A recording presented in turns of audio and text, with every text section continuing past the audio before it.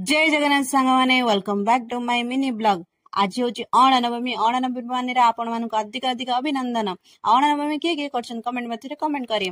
आज अणनवमी आम सका सका मजा दीदी मामी छुट्टी प्रिपरेशन लगे आम लगी जो अला गछ लगू थाए चूड़ी अला रंग कलर कपड़ा बांधिकी से रेडी करदेलु। आम आसलु मंदिर को राधा पाद दर्शन करने गेलु कावेरी आसला सब पिला पलैथिले स्कूल आम सब मंदिर दर्शन करते मुझे गोटे नेक्स्ट वीडियो कही कि आमर ये गोटे कल्याण मंदिर अच्छे ये सब महाप्रभु मूर्ति अच्छी से आम राधा पाद दर्शन कलापर आम सब महाप्रभु को दर्शन करदेलु। ये शिव महाप्रभु दर्शन कर गेलु पादुक नेला आम जाइलु जगतर जगन्नाथ पाखु। जगतर जगन्नाथ तो गेलुर जगह बोले बहुत प्रिय सी से कहूँ चलो जगह पाखु जा मेरा जगह है मेरा जगह है आपण मान दर्शन कर रिटर्न आसलु समस्त लगे तो ये मत रंजु आम नणंद कहले आस भाज मुझे तुमको लगे तो ये समस्ते पलि आसते आम अणनवमी पूजा प्रिपरेशन स्टार्ट हो जाता।